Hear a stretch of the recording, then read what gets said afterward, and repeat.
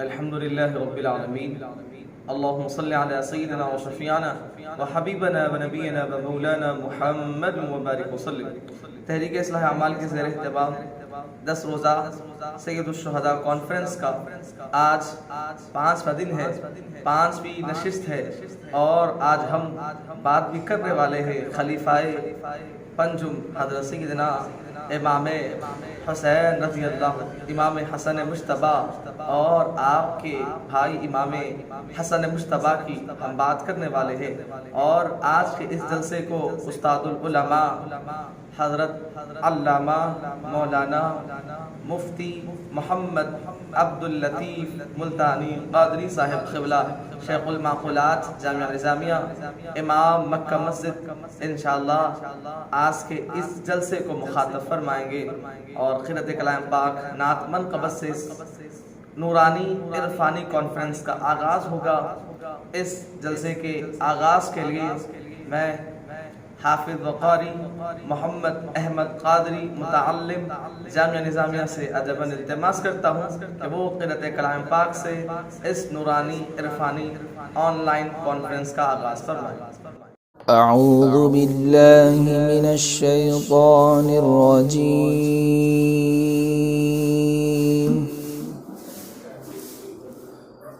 بسم اللہ الرحمن الرحیم.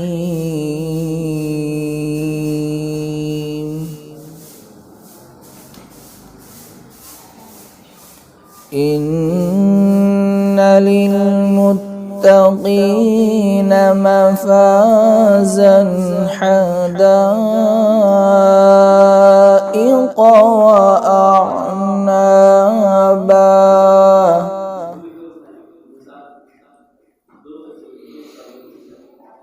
وكواعب أترابا وكأسا دهاقا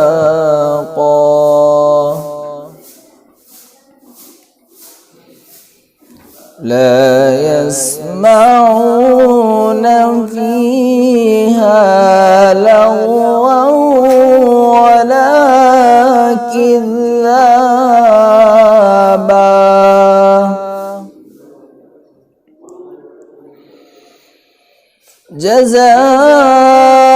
جزاء من ربك عطاء حسابا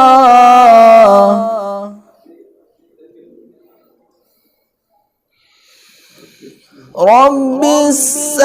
السماوات والأرض وما بينهما الرحمن لا يملكون منه خطابا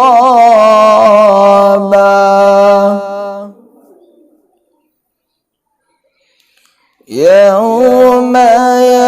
يقوم الروح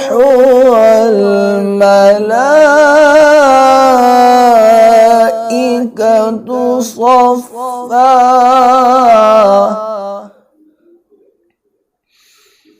لا يتكلمون إلا من أذن له الرحمن وقال صوابا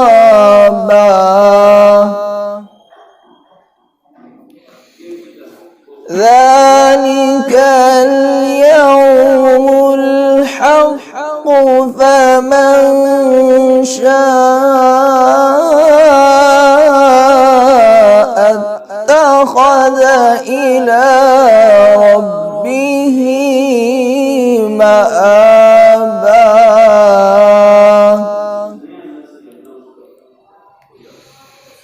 إنا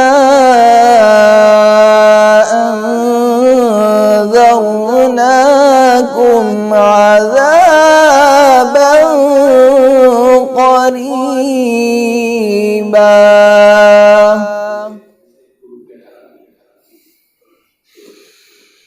يوم ينظر المرء ما قدمت يداه ويقول الكافر يا ليتني كنت ترابا. صدق الله العظيم وصدق رسوله النبي الأمين الكريم. السلام عليكم. قرأت کلام پاک کے بعد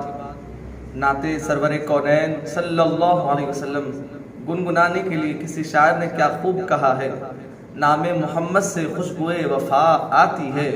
نام محمد سے خوشبوئے وفا آتی ہے، آج بھی ان کے روزے سے امت کی صدا آتی ہے، آج بھی ان کے روزے سے امت کی صدا آتی ہے۔ آئے انہی اشعار کے ساتھ میں نعت پاک گنگنانے کے لیے حافظ و قاری سید عبد المقیم قادری سے ادب التماس کرتا ہوں کہ وہ نعت پاک صلی اللہ علیہ وسلم گنگنانے کی سعادت حاصل فرمائیں۔ السلام علیکم ورحمۃ اللہ وبرکاتہ۔ ان اللہ وملائکتہ یصلون علی النبی یا ایہا الذین آمنوا صلوا علیہ وسلموا تسلیما۔ اللہم صل علی سیدنا محمد وعلی آلہ وصحبہ افضل صلواتک وعدد معلوماتک وبارک وسلم۔ وصل یار کی کس کو آرزو نہیں آتی، وصل یار کی کس کو آرزو نہیں آتی، ہے طلب میں ہم لیکن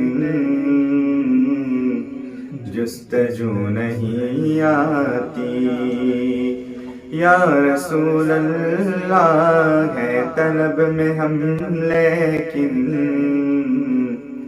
جستجو نہیں آتی، رنگ تیرا ہی ظاہر گلشن جہاں میں ہے، رنگ تیرا ہی ظاہر گلشن جہاں میں ہے، کون سا ہے گل جس میں تیری بو نہیں آتی، یا رسول اللہ کون سا ہے گل جس میں تیری بو نہیں آتی، یوں تو ہے زباں انور بات ہی کے کہنے کو، یوں تو ہے زباں انور بات ہی کے کہنے کو، پر زبان پر دل کی گفتگو نہیں آتی، یا رسول اللہ پر زبان پر دل کی گفتگو نہیں آتی، وصل یار کی کس کو آرزو نہیں آتی، ہے طلب میں ہم لیکن جستجو نہیں آتی، یا رسول اللہ۔ اب منقبت سنانے کے لیے میں تحریک اصلاح اعمال کے نگران قاری محمد یوسف قادری سے ادب التماس کرتا ہوں کہ وہ منقبت سنانے کی سعادت حاصل فرمائیں۔ سے رکے رسول چہرہ حسین کا خاک سے رخ رسول ہے چہرہ حسین کا، بدر منیر نقش کف پا حسین کا، بدر منیر نقش کف پا حسین کا، ہو کل کی بات جیسے شہادت حسین کی، ہو کل کی بات جیسے شہادت حسین کی، ہو کل کی بات جیسے شہادت حسین کی،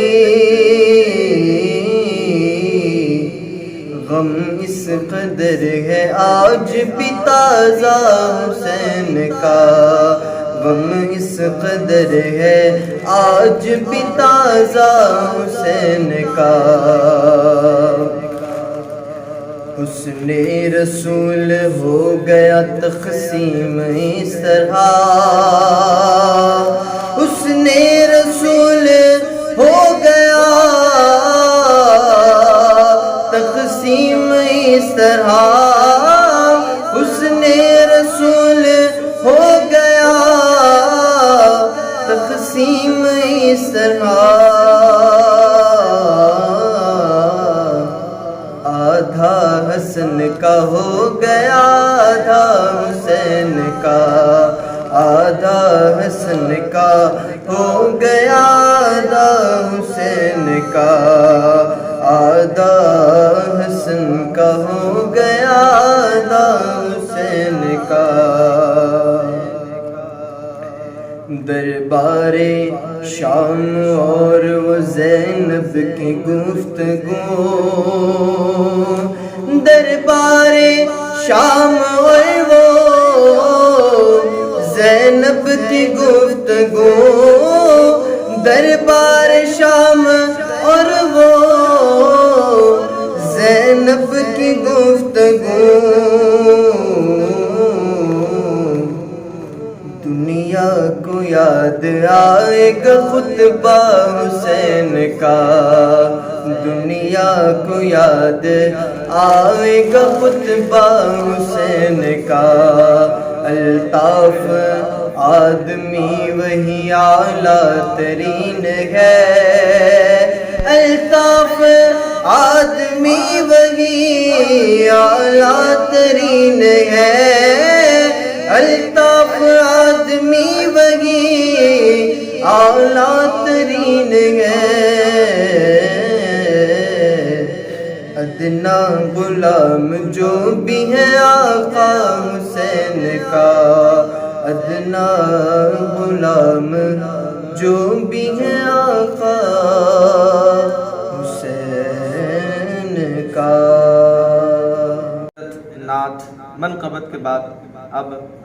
میں دعوت خطاب دینے جا رہا ہوں استاد الاساتذہ، استاد محترم حضرت علامہ مولانا مفتی محمد عبداللطیف ملتانی قادری صاحب قبلہ شیخ المعقولات جامعہ نظامیہ امام مکہ مسجد سے میں ازباً التماس کرتا ہوں کہ حضرت والا اپنے خطاب سے ہمارے دلوں کو مجلہ و منور فرمائے۔ الحمدللہ رب العالمین وصلی اللہ تعالی علی خیر خلقہ سیدنا و نبینا و حبیبنا و شفیعنا و مولانا محمد وعلى آلہ و صحبہ اجمعین، اما بعد فاعوذ باللہ من الشیطان الرجیم، بسم اللہ الرحمن الرحیم، قل لا أسألكم عليه أجرا إلا المودة في القربى، صدق الله العظيم وصدق رسوله النبي الكريم۔ محترم ناظرین کرام و سامعین محترم، السلام علیکم ورحمۃ اللہ وبرکاتہ۔ اللہ عز و جل کا ہم پر بڑا فضل و کرم ہے، ہم ملت اسلامیہ پر پھر ہم ملت اسلامیہ میں اہل سنت والجماعت کا جو طبقہ اور فرقہ ہے جس سے ہم وابستہ ہیں، جس سے وابستگی میں ہم اپنی نجات اور اپنی سعادت دارین سمجھتے ہیں، وہ فرقہ اہل سنت والجماعت الحمدللہ اللہ تعالیٰ نے اپنی ذات سے اور اپنے حبیب پاک صلی اللہ علیہ وسلم کی ذات مبارکہ سے جو نسبتوں کو جوڑا ہے، اللہ کے فضل سے اور اس کے شکرانے نعمت کے طور پر ہم اہل سنت والجماعت ان نسبتوں کی قدردانی کرتے ہیں، ان نسبتوں کے حق کو جاننے اور پہچاننے کی کوشش کرتے ہیں، اور پھر ان نسبتوں کے حق کے مطابق اس سے متعلق ہماری اپنی جو ذمہ داریاں بنتی ہیں، ان حقوق کو سمجھ کر پہچان کر اپنی ذمہ داری سے عہدہ برآ ہونے کی کوشش کرتے ہیں۔ اللہ رب العزت قرآن پاک میں ارشاد فرماتا ہے، قُلْ لَا أَسْأَلُكُمْ عَلَيْهِ أَجْرًا إِلَّا الْمَوَدَّةَ فِي الْقُرْبَى۔ اے نبی پاک آپ ارشاد فرما دیجیے، لا اسألکم علیہ اجرا الا المودۃ فی القربى، کہ میں تم سے اس دین کی دعوت پر، تبلیغ دین پر، دین اسلام کی نشر و اشاعت پر، دین و اسلام کی جو تم کو تعلیم دیتا ہوں، اس پر میں تم سے کوئی اجر اور اس کا صلہ نہیں مانگ رہا ہوں، الا المودۃ فی القربى، سوائے اس کے کہ میرے قرابت داروں کی محبت کے، سوائے میرے رشتہ داروں کی محبت کے۔ یعنی مطلب یہ ہے کہ نبی پاک صلی اللہ علیہ وسلم کی زبانی اللہ رب العزت رسول پاک صلی اللہ علیہ وسلم کی ذات گرامی سے منسوب اہل بیت عظام کی قدر کرنے اور ان کا حق ادا کرنے اور ان کے ساتھ وابستگی اور ان کی تعظیم اور ان سے محبت رکھنے کے لیے اللہ تعالی فرمائش کر رہا ہے اور بندوں کو اپنے نبی پاک صلی اللہ علیہ وسلم کی زبانی کہلوا رہا ہے۔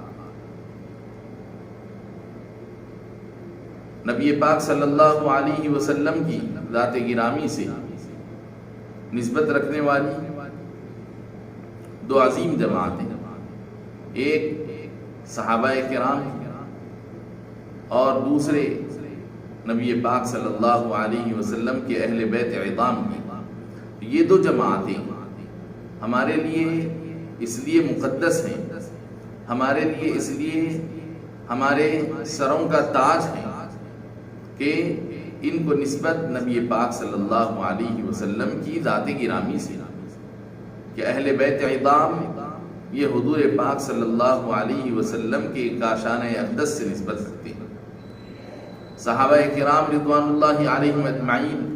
نبی پاک صلی اللہ علیہ وسلم کے لائے ہوئے دین اور آپ کی شریعت اور آپ کی تعلیمات کے حوالے سے نبی پاک صلی اللہ علیہ وسلم کی ذات گرامی سے نسبت رکھتے ہیں۔ تو یہ دونوں جماعتیں ہم اہل سنت والجماعت کے پاس نہایت ہی معظم، نہایت ہی محترم، ہماری اپنی جانوں سے زیادہ ان کی اہمیت ہے، ہماری اپنی زندگیوں سے زیادہ ان کی زندگیوں کی اہمیت ہے، ہماری اپنی ہر حیثیت سے ان کی حیثیتیں بالاتر اور مافوق، لہذا ہم کو ان کی عزت و ناموس کے لیے ہم ہر طرح کی قربانی کے لیے تیار رہنا چاہیے، ہم کو ہر طرح کی قربانی کا نذرانہ ان کے لیے پیش کرنا چاہیے۔ آئیے اس ماہ محرم الحرام کے حوالے سے اہل بیت عظام کا تذکرہ سننے اور سنانے کی سعادت حاصل کرتے ہیں۔ اہل بیت عظام کے دو اہم ترین رکن حضرات حسنین کریمین رضی اللہ عنہما وعلیہم السلام کے حوالے سے ہم نبی پاک صلی اللہ علیہ وسلم نے ان کے کیا فضائل و مناقب بیان فرمائے، اور بزرگان دین سلف صالحین صحابہ کرام رضوان اللہ علیہم اجمعین کا ان کے ساتھ کیا معاملہ رہا کہ صحابہ کرام بڑے بڑے جلیل القدر صحابہ کرام، باوجود ان کی اپنی عظمتیں بھی اپنی جگہ تھیں، لیکن اس کے باوجود وہ اپنی اس عظمت، اپنی اس حیثیت کا خیال کیے بغیر کس قدر وہ تواضع اور عاجزی اور انکساری کے ساتھ اہل بیت اعظام رضوان اللہ علیہم اجمعین کی قدر کو جانتے تھے، ان کی قدر کو پہچانتے تھے، ان کے ساتھ کس طرح عظمت اور احترام کا سلوک اور معاملہ فرماتے تھے، ہم یہ دیکھتے ہیں تو اس سے ہمارے لیے ہمارے اپنے دین کی راہ متعین ہوتی ہے، ہمیں اپنی زندگی میں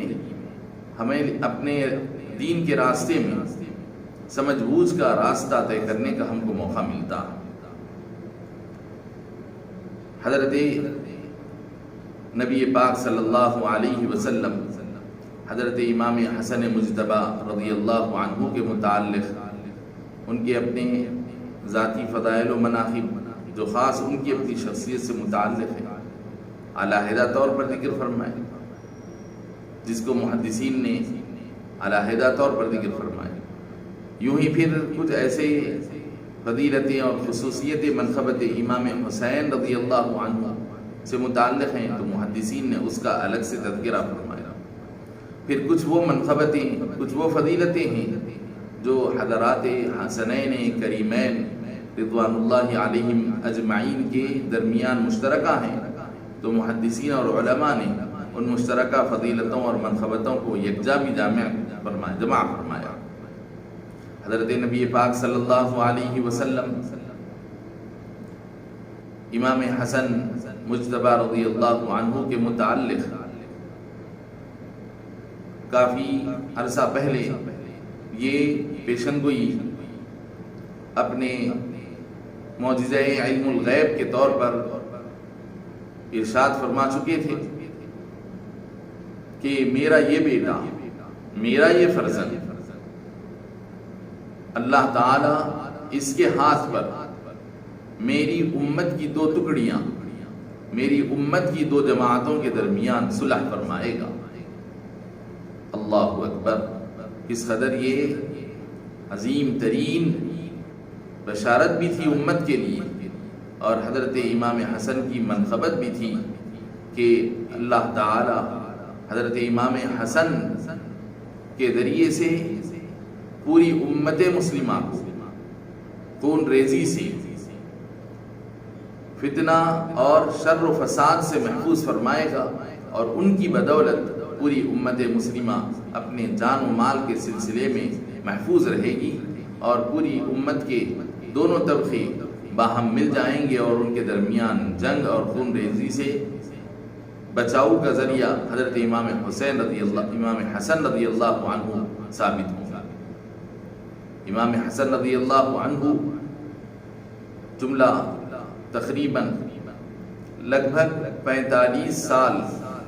آپ اس دنیا میں رونق افروز رہے۔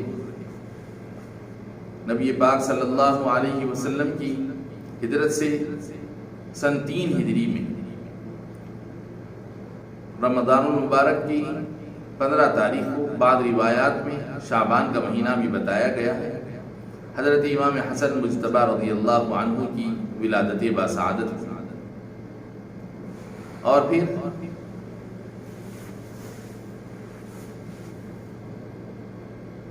ربیع الاول کی 5 تاریخ کو حضرت امام حسن رضی اللہ عنہ، جبکہ آپ کی عمر شریف 45 برس ہوئی تھی، آپ کی شہادت کا جان کا اور جان گداز واقعہ، المناک دل سوز حادثہ پیش آیا، جس نے پوری ملت اسلامیہ، پورے محبان اہل بیت اور شیفتگان در اقدس کاشان نبوت اور وارفتگان صحابہ کرام رضوان اللہ علیہم اجمعین کی پوری جماعت میں ایک ہلچل پیدا ہو گئی، ایک غم کا پہاڑ ٹوٹ پڑا۔ خیر، اللہ رب العزت کو جو منظور تھا اور تقدیر میں جو مقدر تھا وہ تو ہوا۔ الغرض نبی پاک صلی اللہ علیہ وسلم حضرت امام حسن رضی اللہ عنہ کے متعلق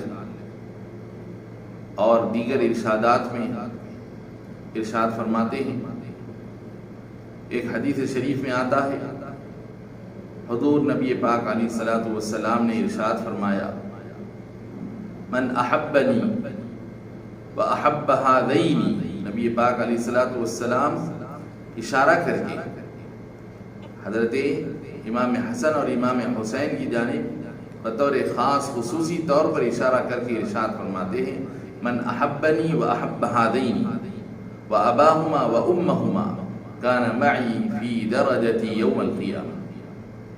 کہ جو مجھ سے محبت رکھتا ہے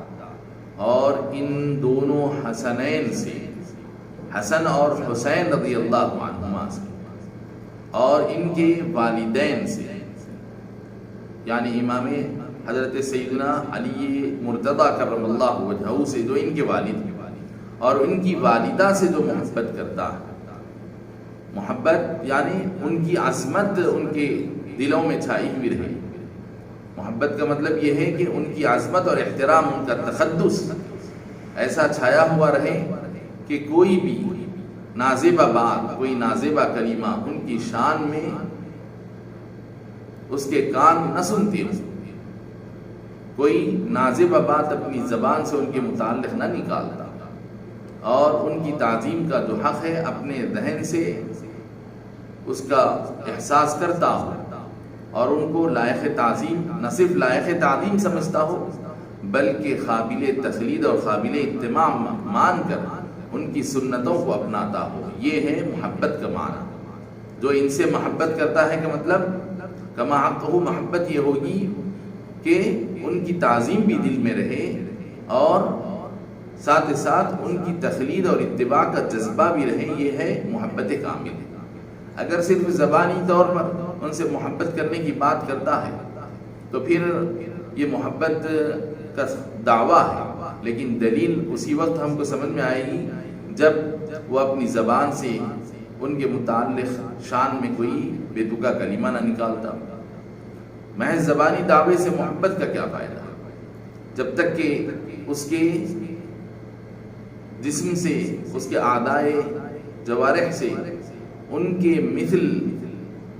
ان کے نمونے عمل والے کاموں کو وہ اپنے اعضائے جوارح سے انجام دیتا ہوا نہ دکھائی دے، اور جب تک کہ وہ اپنی زبان سے ان کے متعلق ان کے شایان نشان کلمات اس کی زبان سے نکلتے ہوئے سنائی نہ دے، یہ ہے کہ اس کی زبان سے ہم کوئی نازیبہ کلمہ نہ سنیں اور وہ کوئی بے تکی بات ان کی شان میں نہ کہتا ہو تو تبھی ہم کہہ سکتے ہیں کہ ہاں واقعی یہ محبان اہل بیت سے ہے، اہل بیت سے محبت رکھتا ہے، صحابہ کرام سے محبت رکھتا ہے، محبت کا دعویٰ بھی کر رہا ہے اور زبان سے نازیبہ کلمات بھی بکے جاتا ہے، تو یہ کوئی محبت نہیں ہے بلکہ یہ تو الٹا دھوکہ ہے۔ تو لہذا اس کا خیال رکھنا چاہیے کہ من احبنی وَأَحَبَّ هَذَيْنِ وَأَبَاهُمَا وَأُمَّهُمَا كَانَ مَعِي فِي دَرَجَةِ يَوْمَ الْقِيَامَةِ۔ تو حضور ارشاد فرماتے ہیں جو مجھ سے محبت رکھے اور یہ حسنین کریمین سے محبت کرے اور ان کے والد علی مرتضی رضی اللہ عنہ سے محبت رکھے اور ان کی والدہ بی بی فاطمہ الزہراء رضی اللہ عنہا سے محبت رکھے، ان کا ادب بجا لائے، ان کی تعظیم کا حق سمجھے، تو وہ روز قیامت میرے ساتھ میرے درجے میں رہے گا، میرے مرتبے میں رہے گا۔ حضور پاک علیہ الصلوۃ والسلام کے درجے میں حضور فرماتے ہیں کہ میرا ہم رتبہ رہے گا، مطلب یہ کہ حضور جہاں تشریف فرما ہوں گے اللہ تعالی، حالانکہ حضور پاک علیہ الصلوۃ والسلام کی ہستی، آپ کی کیا شان ہے کہ ہم ذرے بے قدر اور حضور کی شان اقدس، تو ہمارا حضور کی ہستی سے کوئی تقابل ہو ہی نہیں سکتا، لیکن مگر اس کے باوجود حضور ہم کو یہ شرف اور عزت بخش رہے ہیں کہ اپنے رتبے میں حضور ہم کو جمع فرما رہے ہیں۔ تو یہ حضور کی خادم بن کر، یعنی جتنے لوگ حضور سے محبت رکھیں گے وہ حضور کے خادم بن کر، حضور کے خدمت گزار کے طور پر خدمت گزاری کا شرف پا کر حضور کے رتبے میں رہیں گے۔ یہ مطلب نہیں کہ حضور کی طرح وہ بہت ہی عالی شان رتبے پہ فائز ہو جائیں گے، مطلب یہ نہیں ہے کہ حضور کے ہم رتبہ ہو جائیں گے، حضور کے برابر ان کا مرتبہ کر دیا جائے گا، ایسی بات نہیں ہے، بلکہ حضور کا رتبہ وہ تو ہماری عقلوں سے مافوق، بعد از خدا بزرگ توئی خصہ مختصر، تو بس صرف حضور کی خدمت میں ہم خادم بن کر، حضور کے غلام اور کنیز بن کر حضور کی خدمت میں، حضور کی معیت میں اللہ تعالی ہم کو جمع فرمائے گا۔ یہ بڑی فضیلت اور ہمارے لیے شرف کی بات ہے، تو محض اس کے لیے کتنا کیا کام کرنا ہے کہ سچی محبت صادقہ پیدا کرنا ہے حضور پاک صلی اللہ علیہ وسلم سے منسوب ہستیوں کے ساتھ۔ اسی طرح ایک اور حدیث شریف میں نبی پاک علیہ الصلاۃ والسلام ارشاد فرماتے ہیں، اللہم انی احبہما فاحبہما واحب من یحبہما۔ دیکھیے آپ یہ حدیث شریف کس قدر ہمارے لیے سرمایہ آخرت ہے، زاد آخرت ہے، ہماری آخرت کی نجات کا ذریعہ ہے، کس قدر اس کے اندر ہمارے لیے فضیلت کا سامان ہے۔ حضور پاک علیہ الصلاۃ والسلام اللہ عز و جل کے حضور دست بدعا ہیں اور ارشاد فرماتے ہیں، اللہم انی احبہما، اے اللہ میں ان دونوں سے محبت رکھتا ہوں۔ پھر ساتھ ہی ساتھ عربی زبان کے پڑھنے اور جاننے والے اس جملے سے کہ اس جملے کو لفظ انا سے شروع کیا گیا، انا کے معنی آتے ہیں یقیناً کے معنی، یقین دہانی کے لیے لفظ انا آتا ہے، سامنے والے کو کسی بات کا یقین دلایا جائے اور کسی بات پر اسٹریس کے ساتھ کسی جملے کو بولا جانا ہوتا ہے زور دے کر، تو عربی زبان میں لفظ انا استعمال کیا جاتا ہے۔ تو حضور یہاں پر فرماتے ہیں انی احبہما، یقیناً، اس میں کوئی دو رائے نہیں، اس میں کوئی شک نہیں کہ مجھے ان سے بہت زیادہ محبت، فاحبہما، بس اے اللہ تو بھی ان سے محبت فرما، ان کو اپنا عزیز بنائے رکھنا، ان کو تو اپنی بارگاہ میں مقبول بنائے رکھنا، ان کو تو اپنا محبوب بنائے رکھنا، اور اللہ ان سے محبت کے صلے میں جو ان سے محبت کرے گا اس کو بھی تو اپنا محبوب بنا لینا، ان کی محبت کے صلے کے طور پر جو ان سے محبت رکھے گا، جو ان سے اپنی قلبی وابستگی رکھے گا، جو ان سے عقیدت رکھے گا، جو ان کی عظمت کو اپنے دلوں میں اجاگر کیے رکھے گا، اور جو ان کی تعظیم و ادب کو بجا لائے گا، ان کی تقلید اور اتباع کو اپنے لیے ذریعہ نجات سمجھے گا، اس کو بھی تو اللہ محبوب بنا لے گا۔ تو حاضرین محترم، اس کے اندر ان تمام لوگوں کے لیے بشارت ہے، قیامت تک کے آنے والے لوگوں کے لیے، قیامت تک کے آنے والے لوگوں کے لیے حضور نے ساری امت کے ان افراد کو سمیٹ لیا جو کوئی ان حضرات حسنین کریمین رضوان اللہ علیہم اجمعین سے اپنی محبت کا اظہار کرتا ہے، ان سے اپنی محبت قلبی طور پر وابستگی کا اظہار کرتا ہے، اپنے قلبی طور پر اپنے احساسات کو ان سے جوڑے رکھتا ہے، اور پھر یہ احساسات اس کو ان کی تعظیم پر ابھارتے ہیں، ادب بجا لانے پر اس کو آمادہ کرتے ہیں، اور یہ احساسات اس کو انہیں قابل تقلید ماننے پر ابھارتے ہیں، جس کی وجہ سے وہ خواہی نہ خواہی ان کی سیرت کو پڑھ کر ان کے نمونہ عمل کو اپنانے کے لیے وہ شوق سے ان کی اتباع میں ان کی ایک ایک سنت کو اپناتا ہوا چلا جاتا، ان کی طرح کی زندگی گزارنے پر اس کا شوق اس کو مجبور کر دیتا. یہ محبت کا تقاضا کر رہی ہے یہ دعائیں مصطفی علی صاحبہ الصلاۃ والسلام. فأحب من يحبهما فأحبهما وأحب من يحبهما. تو حاضرین محترم، ناظرین کرام، ہماری اس گفتگو سے آپ، ہماری اس آج کی محفل سے آپ اندازہ لگا رہے ہوں گے کہ یہ اہل بیت اعظام کے یہ دو عظیم ہستیاں کس قدر امت کے لیے عظیم سرمایہ تھیں، ہیں اور قیامت تک کے لیے رہیں گی. کہ نبی پاک صلی اللہ علیہ وسلم اہل بیت اعظام کے متعلق ارشاد فرمائے کہ لوگوں تم یہ بات غور سے سن لو، میں تمہارے درمیان دو چیزوں کو چھوڑے جا رہا ہوں، دو عظیم چیزوں کو چھوڑے جا رہا ہوں، دو بہت ہی وزنی اور بھاری چیزوں کو چھوڑے جا رہا ہوں. ایک تو کتاب اللہ ہے، اللہ کی کتاب، اور دوسری میرے اہل بیت اعظام ہے، میری نسل پاک ہے، ذریت طیبہ. یہ دونوں قیامت تک ایک دوسرے سے جدا نہ ہوں گے. یعنی قرآن پاک اور اہل بیت اعظام کا رشتہ کبھی بھی ایک دوسرے سے جدا نہ ہوگا. جو قرآن پاک بول رہا ہوگا وہ اہل بیت اعظام کی سیرت، ان کی تعلیمات اور ان کا کردار ہے. جو اہل بیت کا کردار ہوگا، جو ان کی تعلیمات ہوں گی، جو ان کی روش زندگی ہوگی، وہی قرآن پاک کی تعلیمات رہیں گی. دونوں میں کوئی ٹکراؤ نہیں ہوگا. اہل بیت اعظام ان کی خاصیت یہ ہوگی، ان کا یہ خاصہ ہے کہ وہ میری لائی ہوئی کتاب کے ہو بہو عمل پیرا ہوں گے، اور میری جو کتاب قرآن پاک، میں نے جس کتاب کو اللہ کے پاس سے لایا ہے، اللہ نے جس کتاب کو مجھ پر نازل کیا، اس کتاب کی جو تعلیمات ہیں وہ تعلیمات کی عملی تفسیر میرے اہل بیت اعظام نمونہ ہوں گی. وہ اپنے آپ کو، اپنی زندگیوں کو عملی طور پر قرآن پاک کی تفسیر کا نمونہ بنا کر دنیا کے سامنے پیش کریں گے.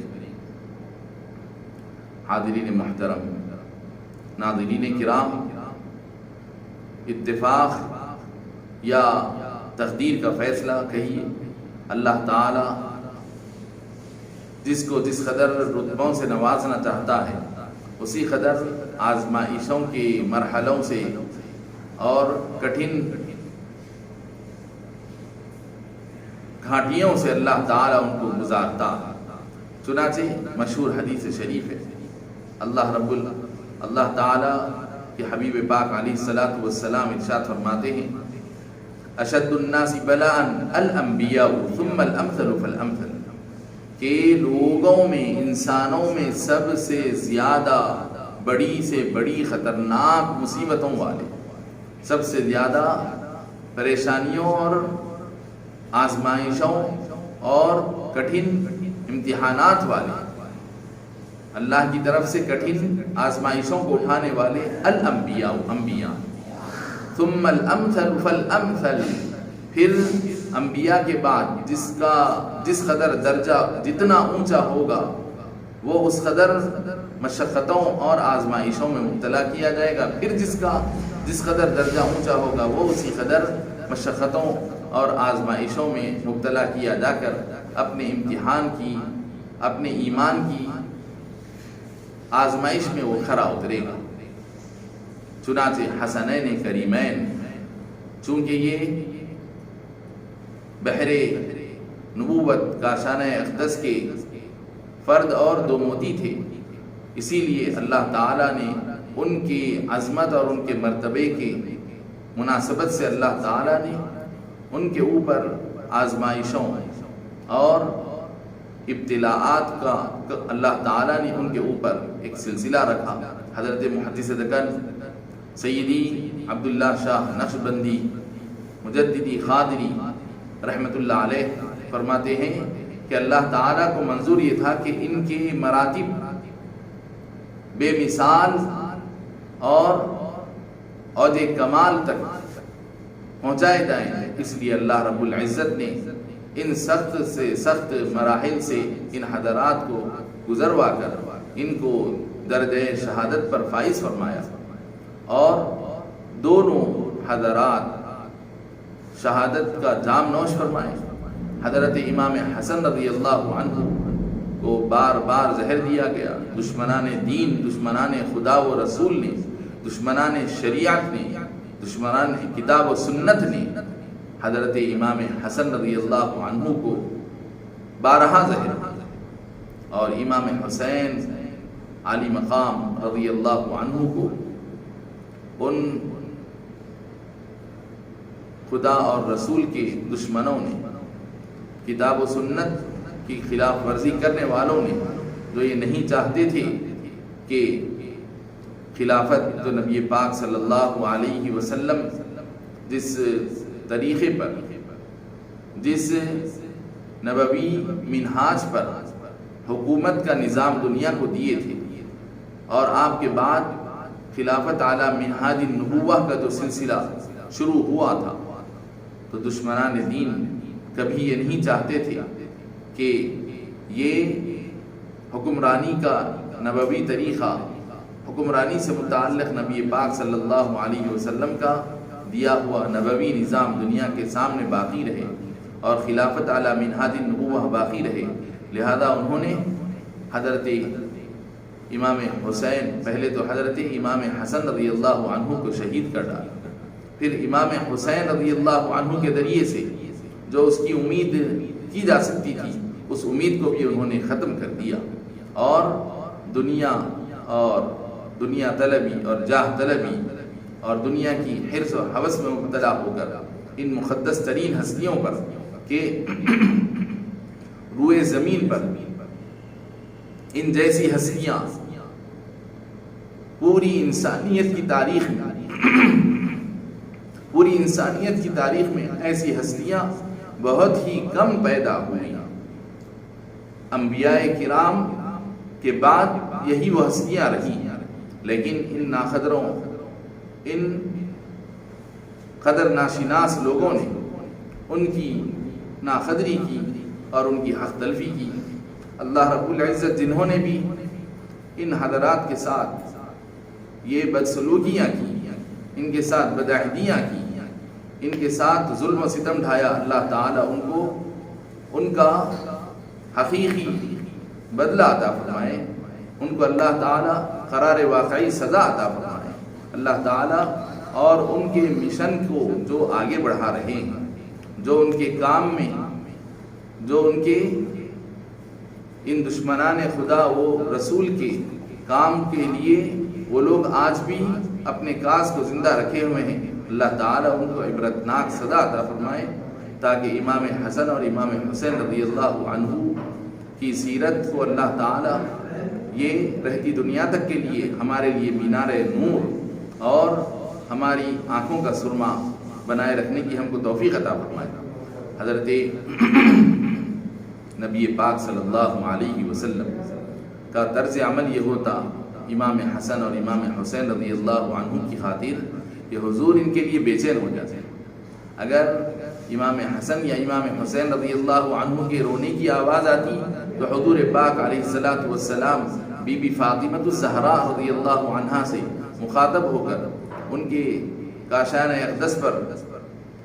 کھڑے ہو کر تشریف لے جا کر اگر باہر سے گزر بھی رہے ہیں آواز آ جاتی رونے کی تو حضور بطور خاص بی بی فاطمہ کے گھر تشریف لے جا کر ارشاد فرماتے الا تعلمی ان بکاءہ یؤذینی، اے فاطمہ کیا تمہیں نہیں معلوم ان بچوں کا رونا مجھے تکلیف دیتا ہے، مجھے دکھ پہنچاتا ہے۔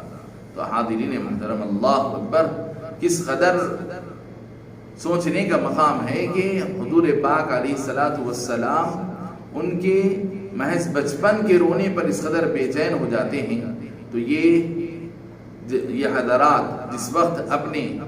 بڑھاپے کی عمر کو پہنچ چکے تھے، یہ حضرات جس وقت اپنی عمر کے بڑے حصے میں پہنچ کر جو حصہ کے انسان کے آرام والی زندگی کا ہوتا ہے، اس موقع میں، اس مرحلے میں اگر اس طرح ان کو بھوکے پیاسے ستا کر تڑپا کر اگر ان کو جامِ شہادت سے سرفراز کیا جاتا ہے، ان کو جامِ شہادت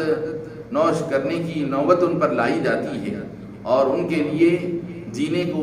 زندگی کو دوبھر کر دیا جاتا ہے، تو کس قدر ان لوگوں کے لیے وعید اور عذاب کی بات ہوگی۔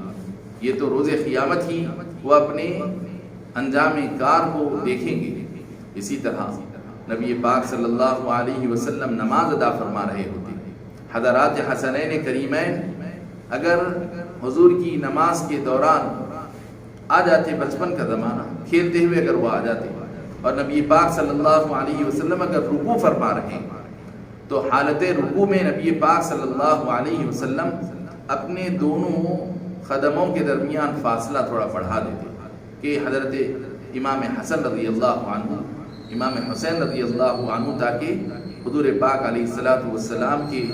قدمان مبارک کے درمیان سے کھیلتے ہوئے گزر سکیں، نکل سکیں۔ تو یہ حضرات جو بالکل ابھی کم عمر تھے، کیونکہ نبی پاک علیہ السلام کے وصال کے وقت حضرت امام حسن رضی اللہ عنہ کی عمر شریف 7 ساڑھے سال کی تھی اور امام حسین کی تو اور 1 سال اور بھی کم، یعنی 6 سال۔ تو اس وقت کم عمر بچوں کا قد ہی کیا ہوتا ہے اور ان کی سمجھ بھی کتنی ہوتی ہے۔ تو یہ حضرات حضور کے پاس مسجد میں، چونکہ بی بی فاطمہ الزہرا رضی اللہ عنہا کا حجرہ شریفہ بھی مسجد نبوی میں ہی اس کا داخلہ، مسجد نبوی میں ہی اس کا دروازہ کھلا کرتا، تو مسجد نبوی بی بی فاطمہ الزہرا رضی اللہ عنہا کے گھر کا داخلے کا حصہ تھا، یعنی بی بی فاطمہ کے حجرے سے نکلے تو سیدھے قدم مسجد نبوی میں پڑ جاتے، جیسا کہ حضرت بی بی عائشہ صدیقہ رضی اللہ عنہا کا وہ حجرہ جو نبی پاک صلی اللہ علیہ وسلم کا خاص حجرہ جہاں پر آپ آرام فرمائیں، اس کی جو کیفیت تھی وہی معاملہ حضرت بی بی فاطمہ کے کمرے کا بھی تھا، اس حجرے کا بھی تھا۔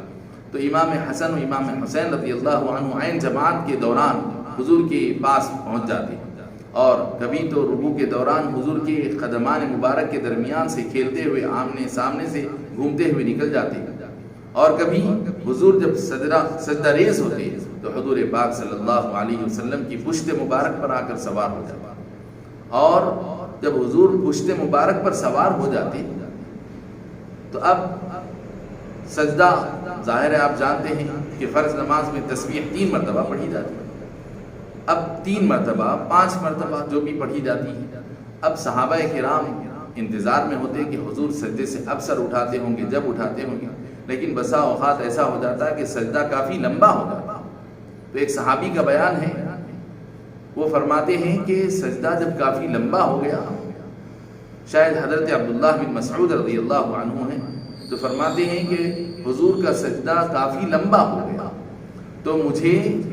خیال ہوا کہ کہیں شاید حضور پاک علیہ السلام حالت سجدے میں کہیں آپ کی روح قفس عنصری سے پرواز تو نہیں کر رہی، آپ کا وصال شریف تو نہیں ہو گیا۔ تو میں سر اٹھا کر دیکھا تو نبی پاک صلی اللہ علیہ وسلم کی پشت اقدس پر حضرات حسنین کریمین تشریف فرما۔ پھر ایک روایت میں یہاں تک آتا ہے کہ کوئی ایک صحابی جب سجدہ طویل ہو گیا تو امام حسن امام حسین رضی اللہ عنہ کے پشت سے اترنے کا حضور انتظار کر رہے تھے۔ حضور اپنے سے سجدے سے سر نہیں اٹھا رہے ہیں کہ کہیں یہ گر جائیں اور ان کو تکلیف ہو جائے اور کوئی مار لگ جائے، اور پھر اس کی وجہ سے وہ روئیں اور پھر ان کی والدہ بی بی فاطمہ الزہرا کو دکھ ہو، پھر نبی پاک صلی اللہ علیہ وسلم کو بھی ان کا دکھی ہونا حضور کو دکھی کر دیتا۔ تو جب حضور کافی دیر سجدے میں رہ گئے تو ایک صحابی کو خیال ہوا تو انہوں نے سر اٹھا کر دیکھا تو حضور کی پشت مبارک پر یہ دونوں حضرات بیٹھے ہیں۔ تو وہ صحابی نے ایسے ہاتھ کے ذریعے سے ان کو الگ احتیاط کے ساتھ اتارنا چاہا تو نبی پاک علیہ السلام اپنے سجدے کے دوران جو ہاتھ اور کمر کے درمیان جو خلا ہوتی ہے، اس خلا سے حضور کو کچھ ایسا اندازہ ہوا کہ کوئی ہاتھ ڈال کر ان حضرات کو نیچے کھینچنا چاہتے ہیں، تو حضور نے سجدے کی حالت ہی میں اشارہ کر دیا، عمل خلیل سے اشارہ کر دیا کہ رہنے دو، ان کو مت اتارو۔ اللہ اکبر، کہ نماز جو کہ عین عبادت الہی ہے، عین عبادت الہی میں نبی پاک علیہ السلام کس قدر ان حضرات حسنین کریمین کا لحاظ فرما رہے ہیں۔ ارے کیوں نہ ہو وہ رحمت للعالمین، تو ایک عام امتی کی اولاد کو، ایک عام امتی کے بچوں کے رونے کا خیال کرتے ہوئے اپنی نماز کو مختصر فرما دیتے اور صحابہ کو تعلیم دیتے، فَإِنَّ فِيكُمْ الضَّعِيفَ وَالصَّغِيرَ